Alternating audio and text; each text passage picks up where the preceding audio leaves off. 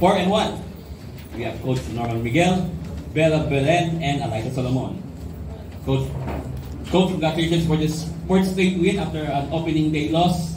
Your thoughts about playing against FEU, which was able to steal a set? Well, nag-prepare talaga kami really for FEU kasi di ba previous to this game, although natalo FEU sa UST, but obviously they played a very good match against UST, so hindi kami pwedeng magkaroon ng complacency dun sa game today. And masaya kami na nanalo, natalo na second set. That's part of that talaga, may mga lapses talaga kami. And for me, magandang parang confidence booster, especially we'll play against UE on Sunday, and the big game will be the game after. So pero kami, ang mindset naman namin one game at a time. Especially talagang recover pa rin namin yung mental and physical conditioning ng mga namin lahat. So yun, masaya naman. Thank you, Coach Norman. To Alaysa, you have 25 points on 21 attacks, 3 blocks, 1 service ace, and 7 digs. So, 7 digs. So, what can you say about your team's performance today? Do you think na you're peaking at the right time? Happy ako sa naging performance kanina, though yun nga, may nung second set, medyo siguro nag-relax din kami na kakayan natin. Tapos parang nakalimutan na namin gumalaw ng tama, and yung nakalimutan na rin namin kung ano yung mga pinag-practice namin and yung mga inaral namin before namin makalaban nito. Thank you to Bella.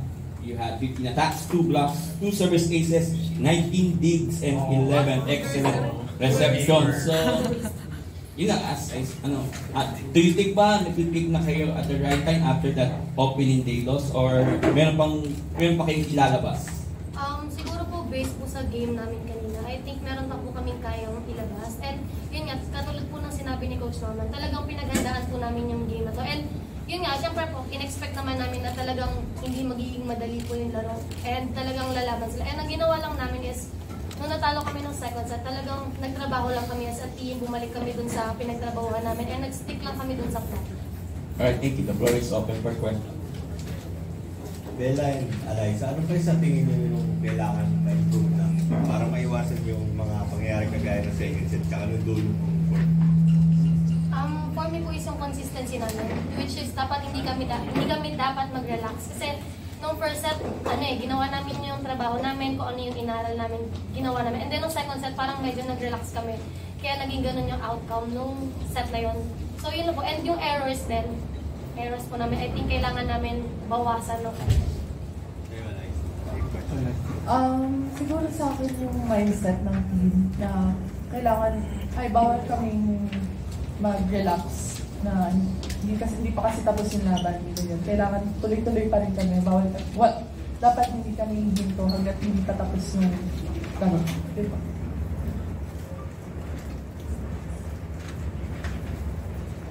Coach, ano lang po, despite losing that second set, you had 3 players reach twin digits. So, anong masasabi ng coach na meron kayong kakayanan na mag-produce ng ganitong results? Malaking bagay talaga sa amin na may mga well, kung hindi man lahat, at least may mag-excel ng mga 2 or 3 players na mag-double digits.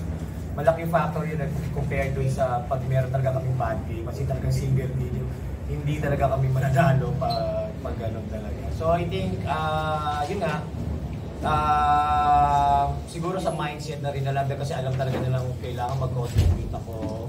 Kung di man ako makapagbigay ng points dito sa isang department na to, sa ibang bagay gagawa ko. Ganun naman ang mindset nila palagi, collectively. Parang ganun.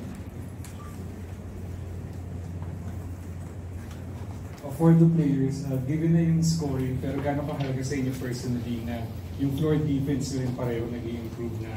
So parang gano'n ka-important na meron din kayong significant defensive contribution as much as in scoring yung binibigay? Player Ah, and sa coach. team. Sorry, Players coach. ang sasagot. Yung sa team namin, parang tinabaka talaga namin siya 4 months. Si coach naman. Parang may time na everyday kaming, ay grabe. Everyday kami tinitriman yan para maghabol ng ball. And happy naman ako kasi nakikita namin yun sa game na na-apply namin yung mga ganong practice sa game. Yun nga po, kagaya ng sabi ni Ate Ale, kasi sa training pa lang po, pinapractice na namin siya, yung digging namin. Kasi napansin po namin, nung first game namin, na doon nga kami mababa. And tinatry namin na kada game, kailangan may mag-i-improve sa skills namin. And yun nga, happy naman ako na medyo nakakaangat-angat na yung digging namin and yung passing. Pero I think mayroon pa kaming kayang gawin na hindi pa siya yung parang yung best namin. Coach, fourth straight panalo nyo nga po. Ano lang po yung challenge nyo sa players nyo, especially sa leaders nyo na para ma-sustain yung ganitong effort and performance as the first round mission? As normal na, we always remind them na dapat hindi lang yung team captain yung magpapakita ng leadership sa kanang character. Everybody has to show leadership and character para makatulong talaga.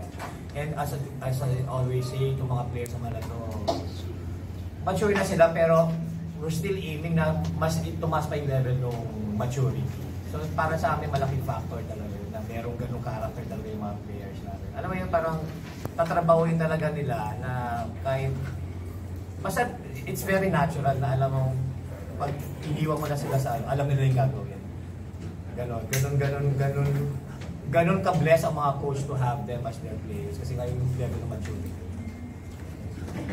Coach, yung isang magandang laro today yung rookie setter niya si Pono, he had 2 blocks and 7 excellent sets. So, what can you say about her performance?